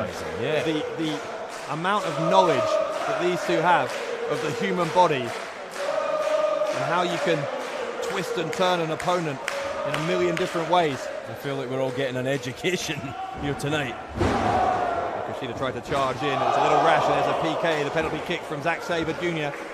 Again, nothing fancy, but that's not the point. Sabre Jr. needs anything at this point to get back into this match. That's one of the great strengths of Zack Sabre Jr. is there are parts of his offense that aren't fancy. Although he can do every impressive-looking arm lock and leg lock that you can imagine, he can also just kick you and punch you, do whatever he has to do. Deceptively good striker. Went for another kick there. Son Kushida moved out of the way. He's got the arms and he's into the Kimura again. The Kimura again. Sabre, you see, instantly puts his 3-arm back to try and hook it onto the arm that's being attacked. He did get out. Sabre, the uppercut on Sabre Jr. Oh, and this could be trouble for Kushida. He has to not only carry his own body weight, but also Sabre Jr.'s. Sabre Jr. using all of his weight, as you say. And now, but look, the Kimura again. Kushida knows what his game plan is here. Over the top, the bridge. Zack Sabre Jr. out at 2. The Kimura, by the way, was still applied during that pin. Unbelievable. Look at this scene, Dave Bradshaw. Manchester, you used the word hypnotized by what we are seeing inside the ring. This for the final spot in the semis. Kushida, DDT.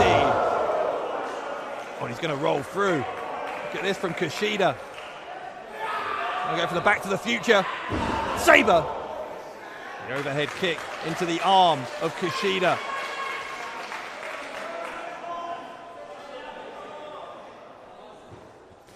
Working on that arm again, Sabre Jr. Time and time again. This man an absolute expert when it comes to inflicting punishment on one limb, but reversed by Kushida. Sabre Jr. Oh! He was going for a DDT, but it was a suplex in the end. Such was the force with which he lifted Kushida over his head. And what next in this seesaw battle? Sabre Jr. another kick. This time lands on top. All his body weight going for the pin. Again, Kushida out. Well, the energy expended by both these men throughout this match has been immense. It really has. But at this point, both Sabre Jr. and Kushida must really be feeling it at this point. You can see both men sucking wind, looking for that second wind that could take them into the semi-finals. Who's going to get it? That's the question, the million-dollar question. I don't even know how long this match has been going on now. It's just been so absorbing from start to finish. I don't know if we've been here 10 minutes or an hour. Sabre Jr. Kushida tries to roll through again. He's trying to pick up the leg. Is he? No, he's going for the arm breaker. The arm breaker. Sabre Jr. Full Nelson, Dragon Suplex with the bridge to go through to the semis. Kushida out again.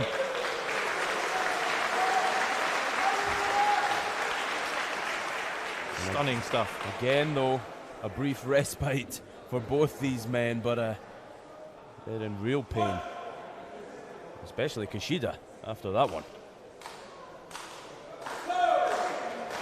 Referee putting a count on to both men.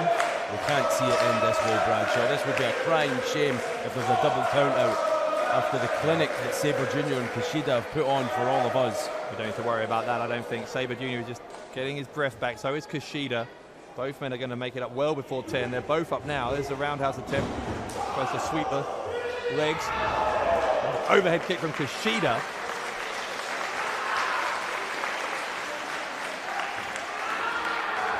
That roar from Kushida. The handspring. Back elbow. Again, the cross arm breaker. He's trying to get that Arm extended again. The butcher's hook attempt from Kushida to counter into the triangle choke. Triangle choke now. A transition from Zack Sabre Jr. Couldn't quite get the arm, the full extension. He just transitioned into that triangle choke. You're absolutely right there, Bradshaw. And then with the elbows into the head for good measure from Sabre Jr. Twisting and turning, leading him by the head. Now he's got both arms wrapped up. Look at the exasperation in the face of Sabre Jr. Trying desperately to get this man's body. Kushida's manipulated to where he wants. He's got it. He's just improvising these as he goes, I think, Zack Sabre Jr. Got the leg and the arm now tied up. Just be careful, keep his shoulders off the mat, and Kushida, realizing he's near to the ropes, that is the quickest and smartest way out of that. Sabre Jr. absolutely flummoxed. Where does he go from here? He's trying everything he knows to put Kushida away, but the best of the Super Juniors winner showing exactly why he was afforded that accolade. Both of these men are absolutely exhausted. Conditioning has to come into this now, I think. Well, think again. The winner meets Joseph Connors 48 hours from now. Connors currently has his feet up. He's relaxing. Both these men going through an absolute war. Almost 100 years war. Don't forget the damage that was done to Connors' left leg earlier on, so it's a great point. Either way, he's not going to be at 100% even by Saturday. And both these men, Kushida and Sabre Jr., proving they can pick apart a body part. Sweat flying off the chest of Zack Sabre Jr. after that chop from Kushida.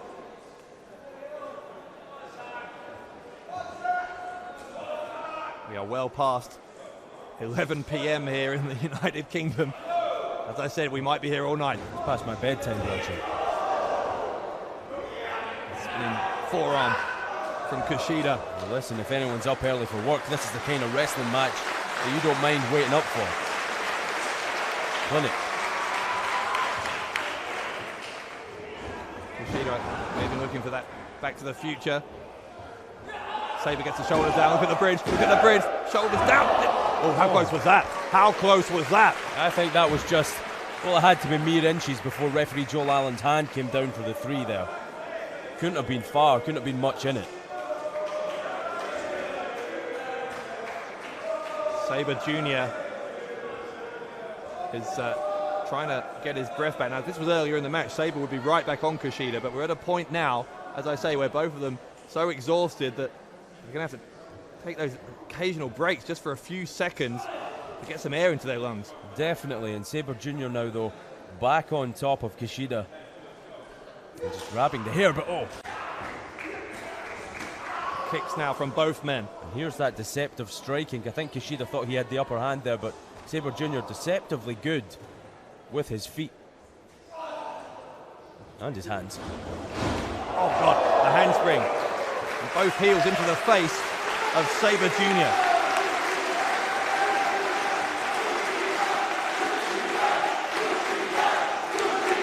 Crowd firmly in the corner of the only Japanese representative left in the Pro Wrestling World Cup.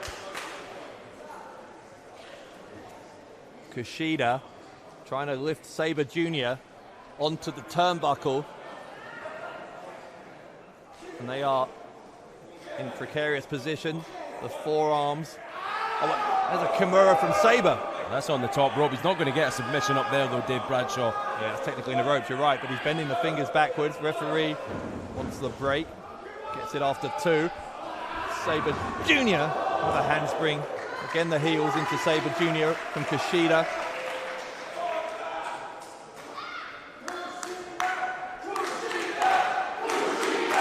Kushida feeling it from the live crowd here in Manchester, who come to life along with him. There's the Kimura again. The Kimura again.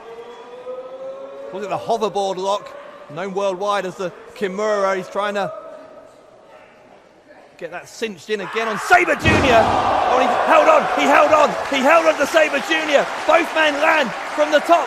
Sabre with his free arm trying to hook it onto the arm that's being twisted and contorted. Kimura lock still locked in. Kushida relentless. Sabre Jr. trying to reach the ropes. And is he going to get there? Sabre Jr., he's not there. He was inches away.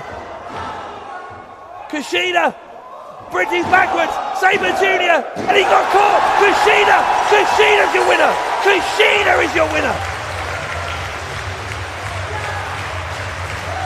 Ladies and gentlemen, the winner of this contest and advancing to the semi-finals, Kushida!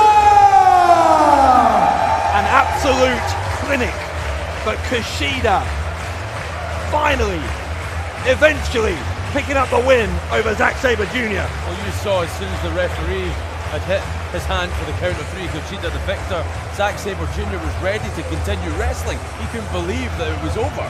But Kushida is the man who advances through the quarterfinals into the semi-finals of the Pro Wrestling World Cup. Tremendous stuff. Zack Sabre Jr., I think, cannot quite believe that he has not won that. What a battle. Nothing to be ashamed of whatsoever for Zack Sabre Jr. It won't be much consolation, though, that it was a great match to Zack Sabre Jr. He wanted to win. He wanted to be that third Englishman in the semi-finals, but it wasn't to be. Well, that may be so, but let me say this to Zack Sabre Jr.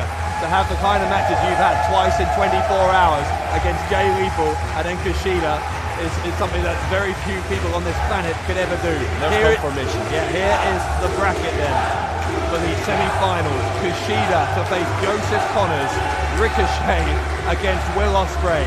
Our final four in this year's inaugural Pro Wrestling World Cup. It all comes to you from Newcastle, live on YouTube, Saturday night at 7 p.m.